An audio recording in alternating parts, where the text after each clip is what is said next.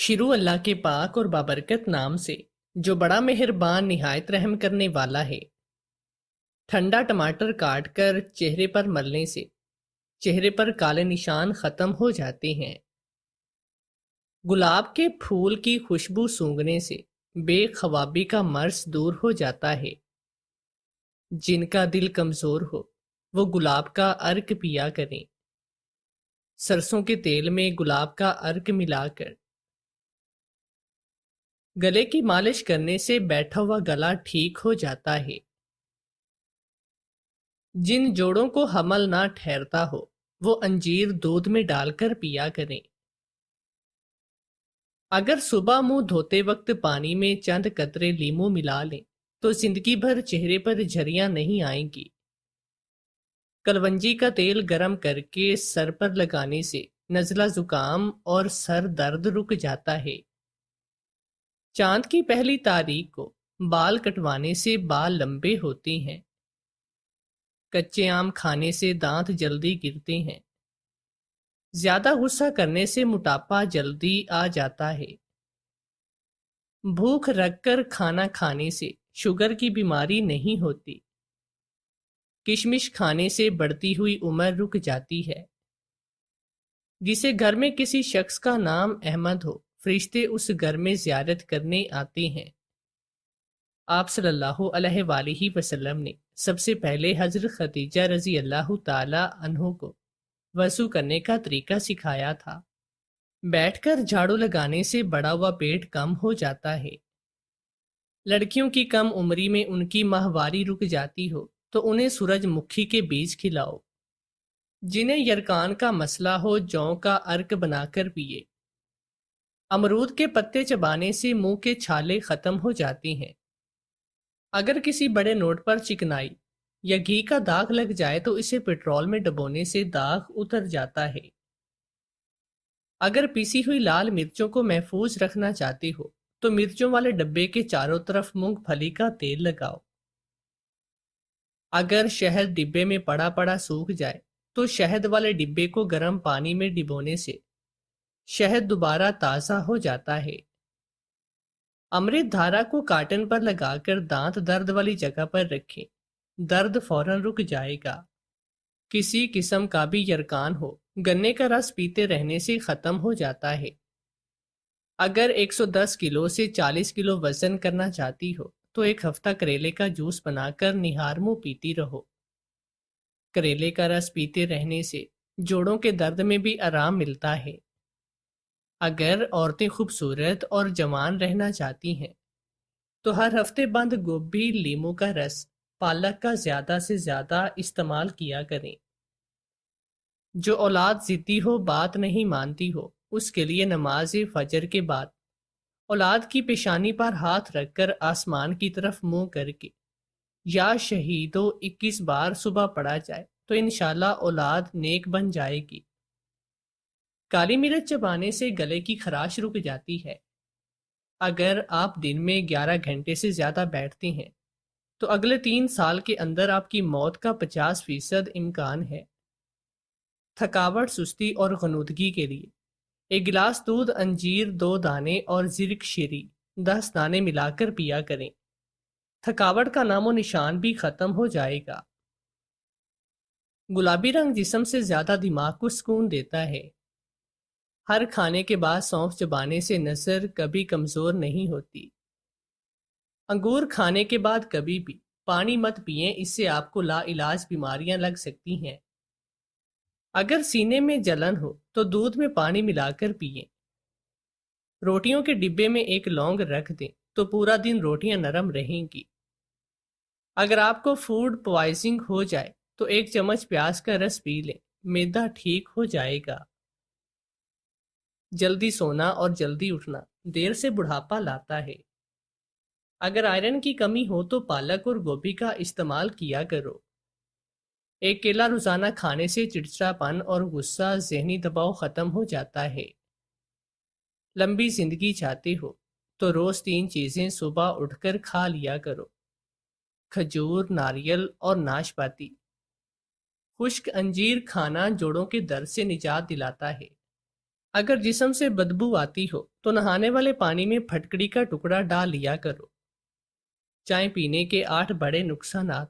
جوڑوں میں درد کا سبب بنتی ہے، دانتوں کو کمزور کرتی ہے، سر میں درد کا سبب بنتی ہے، بے چینی کا سبب بنتی ہے، جسم میں پانی کی کمی کا باعث بنتی ہے، بلڈ پریشر کم زیادہ کرتی ہے۔ حمل جلدی ٹھہرانا ہو تو بیوی سے صحبت کے فوراً بعد پاک ہونا ضروری ہے۔ جو عورتیں اپنی جلد کو ٹائٹ کرنا چاہتی ہیں، پھٹکڑی کو پیس کر ارک گلاب ملا کر اپنے جسم پر لگایا کریں۔ زیتون کے تیل میں شہد ملا کر چہرے پر لگاتے رہو، بڑھاپا جلدی نہیں آئے گا۔ اگر حمل گر جاتا ہو تو کدو کے بیج کھاتے رہو، حمل نہیں گرے گا۔ جن کو کپڑے استری کرنے میں پریشانی ہو، کپڑوں کے نیچے ایلومینیم فائل رکھیں اور پھر اس پر استری پھیریں۔ آگے کی جانب استری کریں، پیچھے خود بخود گرمائش اپنے کپڑوں کو سیدھا کرتی جائے گی۔ اگر عورتیں ایک وقت میں 3 روٹیاں بنانا چاہتی ہیں تو روٹیوں کے 3 پیڑے ایک ساتھ بنا کر رکھ لیں اور پیڑے پر ہلکا سا تیل لگا کر دوسرا پیڑا اس کے اوپر رکھیں اور پھر روٹیاں بیل دیں۔ 2 روٹیاں ایک ساتھ پکیں گی۔ میری ساس نے شادی کی رات کہا کہ ہمارے خاندان کا رواج ہے کہ بہو ایک اندھے فقیر کو تلاش کر کے 4 روٹیاں پکا کر کھلاتی ہے تو اس کے 4 بیٹے ہوتے ہیں۔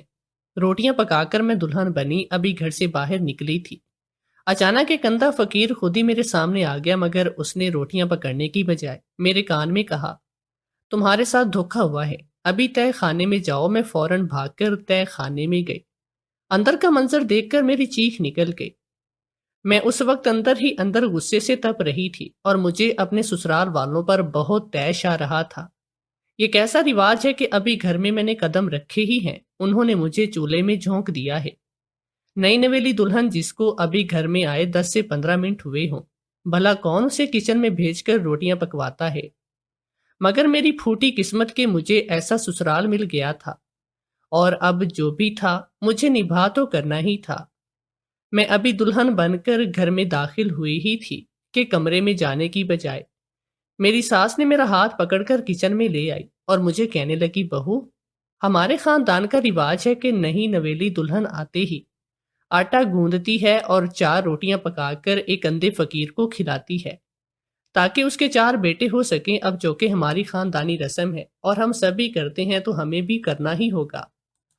میں نے اپنی ساس سے درخواست کی کہ کم سے کم مجھے یہ دلہن والا لباس اور زیورات وغیرہ اتار کر سادے کپڑے پہننے تاکہ میں آرام اور سکون سے آٹا گوندھ کر روٹیاں پکا سکوں، مگر اس نے صاف منع کر دیا اور کہا کہ نہیں، تم تب تک اپنے کمرے میں نہیں جا سکتی جب تک تم اس رسم کو پورا نہیں کر لیتی، اور اس رسم کو دلہن والے لباس میں ہی ادا کرنا ہوتا ہے۔ تم آرام اور سکون سے اپنا کام کرو، کوئی جلدی نہیں ہے۔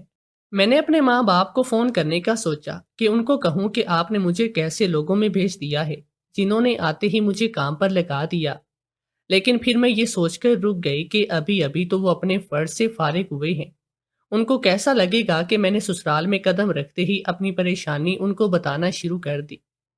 مجھے اپنے شوہر کہیں بھی نظر نہیں آیا، ورنہ میں اسے اس رسم کی تاریخ تو ضرور پوچھتی۔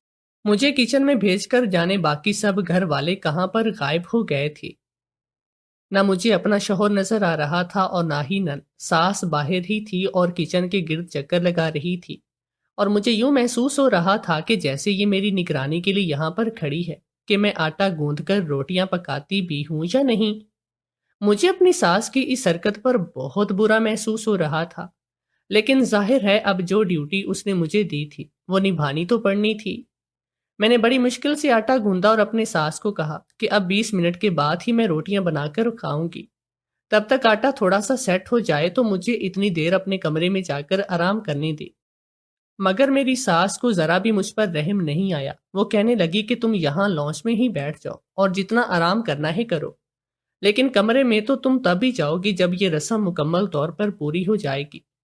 میں نے پھر پوچھا کہ روٹیاں تو بنا لوں گی، لیکن یہ اندھے فقیر کا کیا چکر ہے؟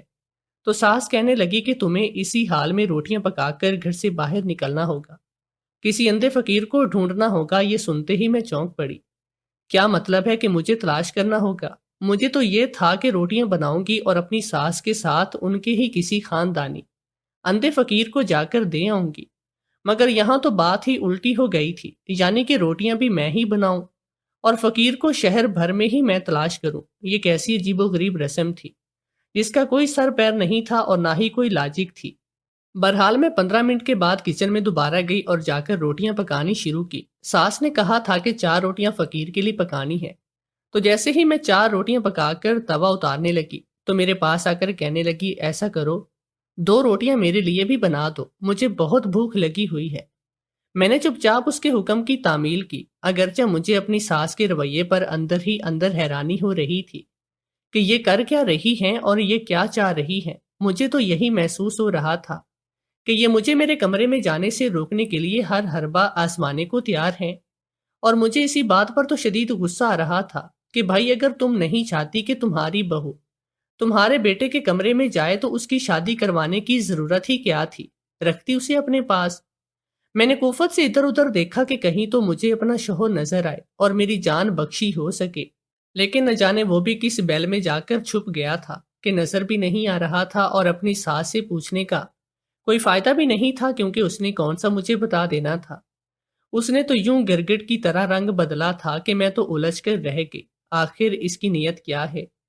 روٹیاں پکانے اور اپنی ساس کو کھلانے کے بعد اس نے مجھے کہا کہ اب تم میرے ساتھ گھر سے باہر آ جاؤ۔ یوں ہم گھر سے باہر آ گئے تو مجھے کہنے لگی کہ اب یہ تمہارا کام ہے کہ تم آس پاس کسی اندھے فقیر کو تلاش کرو، اسے یہ روٹیاں کھلا کر ہی گھر واپس آنا۔ یاد رکھو اگر تم نے اس رسم میں ذرا بھی کوتاہی کی یا بے ایمانی کرنے کی کوشش کی تو تمہارے گھر اولاد نہیں ہوگی۔ یہ ہماری چونکہ خاندانی رسم ہے تو اس میں کمی بیشی کی کوئی گنجائش نہیں، تمہیں یہ سچے دل سے پوری کرنا ہوگی۔ مجھ سے غلطی ہو گئی تھی، اس لیے بس ایک ہی بیٹا ہو سکا، تم غلطی مت کرنا۔ میں دروازے سے باہر آ گئی تو میری ساس نے دروازہ بند کر دیا۔ اب میں سڑک پر اکیلی تھی، اگر کوئی بھی مجھے دیکھ لیتا تو شاید پاگل ہی سمجھتا، کیونکہ میں دلہن بنی ہاتھوں میں روٹیاں پکڑے ادھر ادھر کسی اندھے فقیر کو تلاش کر رہی تھی، ساتھ ہی ساتھ بڑبڑا رہی تھی کہ بھلا یہ کیسی رسم ہے کہ خود ہی فقیر کو تلاش کرو۔ اب اگر مجھے کوئی ایسا فقیر نہ ملے تو میں کیا کروں؟ روٹیاں کسی اور فقیر کو بھی تو نہیں کھلا سکتی تھی، کیونکہ میری ساس نے مجھے اس رسم کے بارے میں کہہ کر ڈرا دیا تھا، اگر میں نے کچھ بھی بے ایمانی کرنے کی کوشش کی تو میری اولاد نہیں ہوگی۔ مجھے اپنے گھر کا ماحول یاد آنے لگا کہ ہمارے گھر میں تو ایسا کوئی بھی رواج نہیں تھا، ہم ان رسم و رواجوں کو مانتے بھی نہ تھے۔ ہم 2 بہنیں اور 3 بھائی تھے، بابا گورنمنٹ کی ملازمت کرتے اور اماں گھر کو سنبھالتی تھی۔ ہم بہن بھائیوں میں بہت پیار تھا، مجھ سے بڑا ایک بھائی اور ایک بہن تھی اور میں تیسرے نمبر پر تھی۔ ہم لوگ بہت سیدھے سادے اور شریف قسم کے لوگ تھے جنہوں نے کبھی کسی خاص عقیدے کا رسم کو فالو نہیں کیا۔ مجھے یاد ہے کہ جب بڑے بھائی کی شادی ہوئی اور ہم بھابھی کو بیاہ کر گھر لے کر آئے تھے تو ان کے گھر والوں نے اپنی کافی عجیب و غریب سی رسمیں بتائی تھی۔ میرے بابا نے صاف منع کر دیا تھا اور کہا تھا کہ یہ رسمیں آپ لوگوں کے گھر کی ہیں تو آپ لوگ اپنے گھر پر ہی کیجیے گا، ہمارے گھر میں کوئی خاص رسم ادا نہیں کی جاتی تو ہمیں ایسا کچھ بھی نہیں کریں گے۔ یہی نہیں، جب شروع میں بھابھی نے اس طرح کی کچھ رسمیں ادا کرنے کی کوشش کی تو امی نے انہیں سختی سے منع کر دیا تھا، اور میرے بھائی نے بھی کہا تھا کہ ایسی رسمیں جن کی کوئی لاجک نہیں یا کوئی سر پیر نہیں وہ ہمارے گھر میں ہرگز بھی دہرائی نہیں جائیں گی۔ اور اب بھابھی کو بھی سمجھ آ چکی تھی، اس لیے انہوں نے ہمارے مطابق ہی رہنا شروع کر دیا تھا۔ بھائی کے بعد بڑی بہن کی شادی ہوئی تھی اور ان کی شادی کے فوراً ہی بعد اماں بابا کو میری شادی کی فکر لگ گئی۔ مجھے تب سمجھ نہیں آ رہی تھی کہ آخر ان کو میری شادی کی اتنی جلدی کیا ہے۔ میں کون سا بھاگی جا رہی ہوں، اور ابھی تو میری تعلیم بھی مکمل نہ ہوئی۔ لیکن پھر مجھے پتا چلا کہ میرا رشتہ بچپن سے ہی طے تھا، لیکن مجھے اس بارے میں خبر نہ تھی، اور اب وہ رشتہ لڑکے کی طرف سے توڑ دیا گیا۔ یہ بات پورے خاندان کو پتہ چل گئی تھی، یہی وجہ تھی کہ میرے ماں باپ پریشان ہو گئے۔ میں نے شکر ادا کیا کہ اس بارے میں مجھے خبر نہیں تھی، ورنہ اگر مجھے اس منگنی یا رشتے کے بارے میں معلوم ہوتا تو شاید میں بھی خواب سجا لیتی اور میرا دل بری طرح سے ٹوٹ جاتا۔ تو اچھا ہی ہوا کہ مجھے میرے ماں باپ نے اس بارے میں نہیں بتایا تھا۔ سنا تھا کہ اس لڑکے کی بہت جلد شادی ہونے والی تھی، اور میرے ماں باپ کو یہ تھا کہ وہ میری بھی جلدی سے شادی کر دیں تاکہ خاندان میں کسی کو بھی بات بنانے کا موقع نہیں مل سکے۔ اس لیے انہوں نے یہ ذمہ داری ایک رشتے والی خاتون کو سونپ دی۔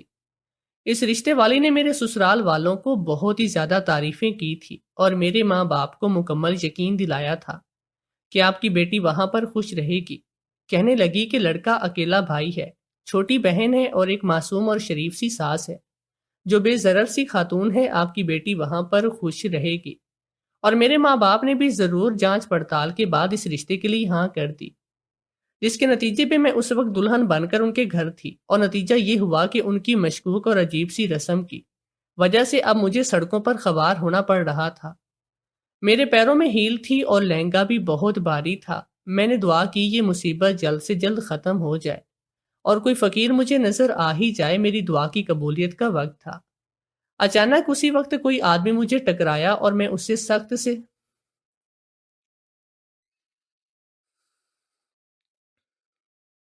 اچانک اسی وقت کوئی آدمی مجھ سے ٹکرایا، میں اسے کوئی سخت سست سنانے لگی کہ میری نظر اس پر پڑی۔ وہ اندھا شخص تھا کیونکہ اس کے ہاتھ سے چھڑی گر گئی کیونکہ اس کے ہاتھ سے چھڑی گر گئی مجھ سے ٹکرانے کے بعد وہ زمین پر ادھر ادھر اپنی چھڑی ٹٹول رہا تھا۔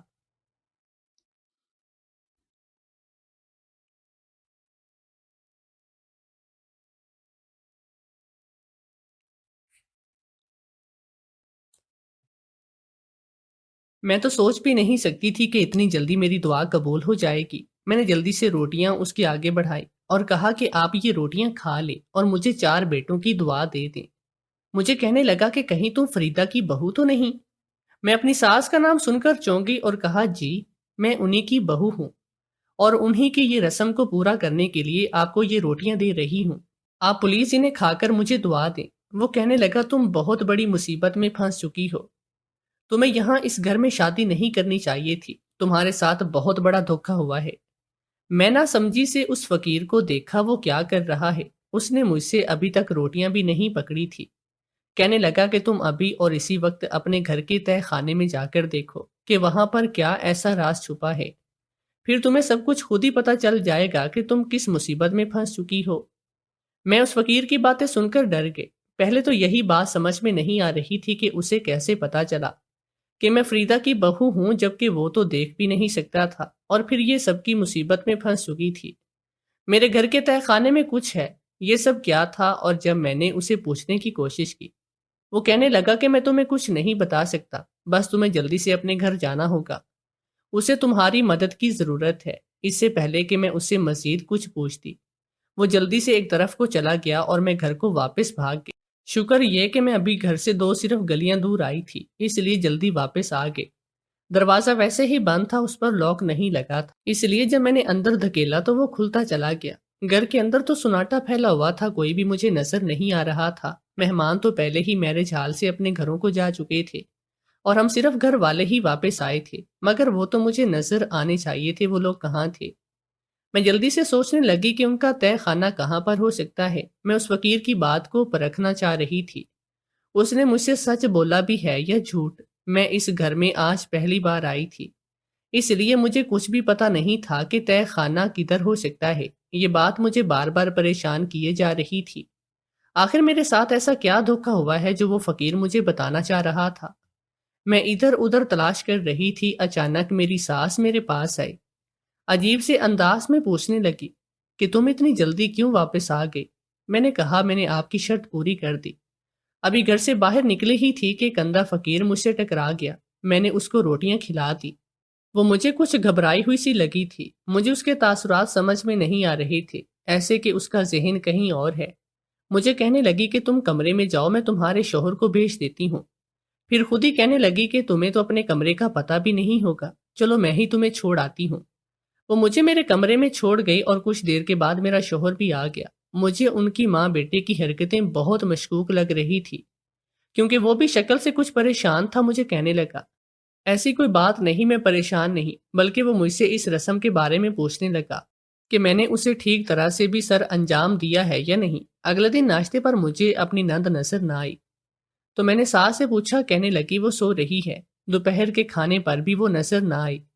ہاں، لیکن ولیمے کے فنکشن پر مجھے میری نند نظر آئی تھی، اس کی آنکھیں سوجی ہوئی تھی اور مجھے اس کی طبیعت ٹھیک نہیں لگ رہی تھی، لیکن میں ایسے کچھ بھی نہ پوچھ سکی کیونکہ میری ساس اپنی بیٹی کے ساتھ ساتھ ہی رہی تھی، اس کی موجودگی میں سوال نہیں کر سکتی تھی۔ مجھے وہ فقیر دوبارہ نظر نہیں آیا تھا اور مجھے اس کی باتیں ابھی تک ذہن میں سوال پیدا کر رہی تھی کہ اس نے وہ ساری باتیں مجھ سے کیوں کی۔ میں نے باتوں ہی باتوں میں گھر پر آنے والی ملازمہ سے تہہ خانے کا معلوم کیا۔ وہ سیڑھیوں کے نیچے تھا اور 2-4 دن بعد جب سب گھر والے دوپہر میں سو رہے تھے تو میں چپ کر کے اس تہہ خانے کا چکر بھی لگا ہی لیتی ہوں۔ وہاں مجھے ایسا کچھ نظر نہیں آیا تھا جو قابل گرفت یا قابل مشکوک لگتا۔ شاید وہ فقیر مجھے بے وقوف بنا گیا تھا۔ اب تو میری ساس بھی مجھے بہت ہی کم بلاتی، جانے وہ اپنے کن کاموں میں مصروف تھی۔ مجھے تو ایسا لگتا تھا جیسے وہ اپنی بیٹی کی شادی کے سلسلے میں بھاگ دوڑ کر رہی ہے، اور مجھے دکھ اس بات کا تھا کہ اس نے مجھے بتانا بھی گوارا نہیں کیا۔ کسی کام میں شریک نہیں کر رہی تھی تو میں نے بھی اس پر توجہ دینی چھوڑ دی۔ ایک دن میں اپنی دوست کے ساتھ ایک ریسٹورنٹ میں لنچ کرنے گئی تو وہاں پر میں نے اپنی نند کو کسی لڑکے کے ساتھ دیکھا۔ میں شاکڈ رہ گئی، یعنی میری نند چھپ کر افیئر چلا رہی تھی۔ اس لڑکے کی شکل مجھے نظر نہیں آ رہی تھی، اس لیے مجھے دوسرے ٹیبل پر جا کر اسے دیکھنا پڑا۔ جب اسے دیکھا تو مجھے لگا کہ ریسٹورنٹ کی چھت میرے سر پر آن گری ہو، کیونکہ میں اسے پہچان چکی تھی۔ شادی کی رات اندھا فقیر بن کر مجھ سے ٹکرانے والا یہی لڑکا تھا۔ یہ ہو کیا رہا تھا؟ یہ کیا پلاننگ چل رہی تھی؟ کیا اس دن اس کا مجھ سے ٹکرانا ایک سازش تھی؟ وہ کس نیت سے اس دن مجھ سے بات کر کے گیا تھا؟ اور اسے کس نے بتایا تھا کہ میں گھر سے باہر ہوں اور اسے آ کر مجھ سے ٹکرانا چاہیے؟ ضرور یہ میری نند، لیکن آخر یہ دونوں چاہتے کیا تھے؟ میں اس کو کچھ بھی کہے بغیر گھر واپس آ گئی۔ گھنٹے کے بعد جب وہ بھی گھر آ گئی تو میں نے ان ماں بیٹی کی گفتگو سنی۔ میری ساس اسے سختی سے پوچھ رہی تھی کہ وہ کہاں پر تھی اور کس کے ساتھ تھی، اور وہ بڑی ٹھٹائی سے جھوٹ بول رہی تھی کہ میں اپنی دوست کے گھر پر تھی۔ چاہے تو آپ اسے فون کر کے پوچھ سکتی ہیں۔ اس پل میرا دل چاہا کہ میں اپنی ساس کو جا کر اس کی بیٹے کی اصلیت بتا دوں، لیکن میں مسلط کے تحت خاموش رہی۔ میرا ان کے معاملے میں بولنا نہیں بنتا تھا۔ ہاں، مجھے اس لڑکے سے بات ضرور کرنی تھی اور اسے پوچھنا تھا کہ اس دن اس کا مجھ سے ٹکرانے کا اور وہ سب کہنے کا کیا مقصد تھا؟ کیا مجھے میرے سسرال والوں کے خلاف کرنا چاہ رہا تھا؟ لیکن آخر کیوں؟ کچھ دنوں کے بعد میری نند پھر سے گھر سے باہر نکلی تھی۔ مجھے تو پکا یقین تھا کہ وہ اسی لڑکے سے ملنے جا رہی ہوگی۔ جیسے ہی میں ان دونوں کا پیچھا کرنے کے لیے گھر سے باہر نکلنے لگی تو اس وقت میری ساس نے مجھے روک لیا اور کہنے لگی کہ مجھے یہ بتاؤ کہ کیا شادی کے اس روز تم اپنی رسم اچھے طریقے سے ادا کر کے آئی تھی؟ تو میں نے کہا یہاں بالکل ایسا ہی تو ہے۔ پوچھنے لگی پھر ابھی تک تم نے ہمیں خوشخبری کیوں نہیں سنائی؟ وہ رسم دوبارہ ادا کرنا ہوگی ابھی اسی وقت۔ مجھے لگتا ہے کہ پہلے تم نے دل سے کام نہیں کیا، اس لیے ابھی تک ہمیں کوئی خوشخبری سننے کو نہیں ملی۔ ابھی تم دوبارہ یہ سب کرو گی اور اس بار کوئی بھی کوتاہی نہیں ہونی چاہیے۔ آٹا میں نے خود گوندھ رکھا تھا، بس 5 منٹ میں روٹیاں پکاؤ اور کوشش کرنا کہ اپنے ماں باپ کے گھر والی سائڈ پر ہی کوئی اندھا فقیر تلاش کرو، وہاں پر تمہیں بہت زیادہ مل جائیں گے۔ مجھے واضح طور پر اب شک ہوا کہ شاید میری ساس مجھے کسی بہانے سے گھر سے باہر نکالنا چاہ رہی ہے۔ میں نے ان کی بات کی تعمیل کی، روٹیاں پکا کر گھر سے باہر آئی، لیکن میں وہاں سے جانے کی بجائے ایک طرف ہی ہو کر کھڑی ہو گئی تاکہ میں دیکھ سکوں کہ گھر کے اندر ایسا کون سا کام کیا جائے گا جسے وہ نہیں چاہتی تھی کہ میں دیکھ سکوں۔ تھوڑی دیر کے بعد ہی میں نے اپنی نند کو اسی لڑکے کے ساتھ گھر میں داخل ہوتے دیکھا جس کے ساتھ میں اسے ریسٹورنٹ میں دیکھ چکی تھی۔ اب تو ساری بات ہی کلیئر ہو چکی تھی کہ وہ ماں بیٹی ملی ہوئی تھی۔ میں اسی وقت گھر واپس آئی اور جیسے ہی میں ان لوگوں کے سر پر پہنچی تو میری ساس مجھے دیکھ کر چونک گئی۔ میری نند بھی گھبرا گئی۔ میں نے اس لڑکے کی طرف اشارہ کرتے کہا کہ آپ اس کے ساتھ ملی ہوئی ہیں نا؟ آپ ہی نے مجھے اس دن جان بوجھ کر گھر سے باہر نکالا تھا، اور آج بھی۔ آخر آپ تینوں مل کر میرے خلاف کیا کرنا چاہ رہی ہیں؟ آپ کا کیا مقصد ہے؟ پھر میں نے اس لڑکے کو پوچھا کہ اس دن تم ہی مجھ سے اندھا فقیر بن کر ٹکرائے تھے، تم نے ایسا کیوں کیا تھا؟ میری نند اپنی ماں کو کہنے لگی امی اب تو بھابھی کو سب سچ بتا دیں، اگر آپ نے نہیں بتانا تو میں بتاتی ہوں۔ کہنے لگی بھابھی میں اس لڑکے کو پسند کرتی ہوں، اس کا نام شیان ہے، میں اس سے اکثر باہر ملتی تھی اور میں نے امی کو صاف بتا دیا تھا کہ میں اسی سے شادی کرنا چاہتی ہوں، لیکن انہوں نے تو میرا گھر سے باہر نکلنا ہی بند کر دیا تھا۔ آپ کی شادی والے دن شیان نے مجھ سے رابطہ کرنے کے لیے اپنے ایک دوست کو پیزا بوائے بنا کر ہمارے گھر پر بھیجا تھا، لیکن جب ہم دونوں بات کر رہے تھے امی نے سن لیا اور اس لڑکے کو بہت مارا اور اسے لے جا کر تہہ خانے میں بند کر دیا، کیونکہ اسی وقت آپ کی بارات کی گاڑی گلی میں داخل ہو چکی تھی۔ تو اماں نے یہ بات سب سے چھپانے کے لیے ایسا کیا۔ میں بہت گھبرا گئی کہ امی کہیں اس بیچارے لڑکے کے ساتھ برا نہ کریں۔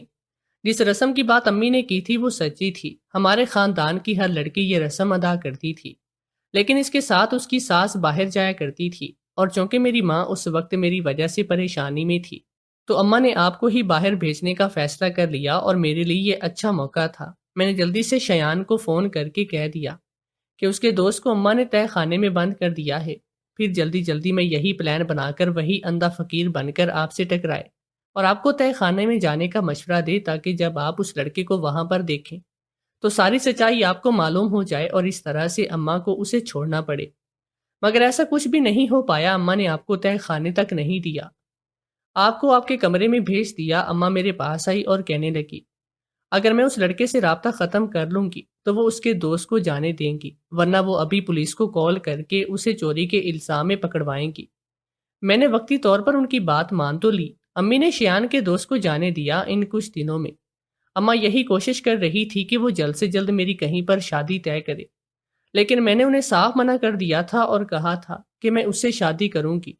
اس لیے اماں نے آج اس کو ملنے کے لیے گھر پر بلایا تھا، اور امی نہیں چاہتی تھی کہ آپ کو یہ بات معلوم ہو کہ میں اپنی پسند کی شادی کر رہی ہوں، تو پھر سے رسم کے بہانے آپ کو گھر سے باہر نکال دیا۔ میری ساس شرمندہ ہو کر کہنے لگی کہ میں نے ساری عمر بہت سوچ سمجھ کر اور محتاط ہو کر گزاری ہے، اور میں نہیں چاہتی تھی کہ میری بیٹی کی وجہ سے مجھے لوگوں سے باتیں سننے کا موقع ملے۔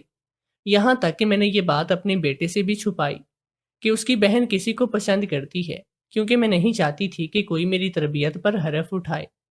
میں نے اپنی ساس کو سمجھایا کہ آپ اپنی بیٹی کی اس مرضی سے شادی کریں تو یہی بہتر ہے، ورنہ اگر اس نے آپ کی عزت خراب کر کے گھر سے بھاگ جانے کو ترجیح دی تو پھر آپ کے ہاتھ کچھ نہیں آئے گا۔ مان تو وہ پہلے چکی تھی، میری باتوں پر مزید قائل ہوئی، اور ہم نے سب لوگوں کو یہ ظاہر کروایا کہ یہ رشتہ میرے توس سے ہو رہا ہے۔ میری نند اور شیان نے میرا بہت شکریہ ادا کیا، اور میں نے بھی شکر ادا کیا کہ اتنے دنوں کی ذہنی الجھن اور کفت کا خاتمہ ہوا۔ اب اگلا مرحلہ اب ان کے خاندان کا ہے۔ رسموں کو ختم کرنا تھا،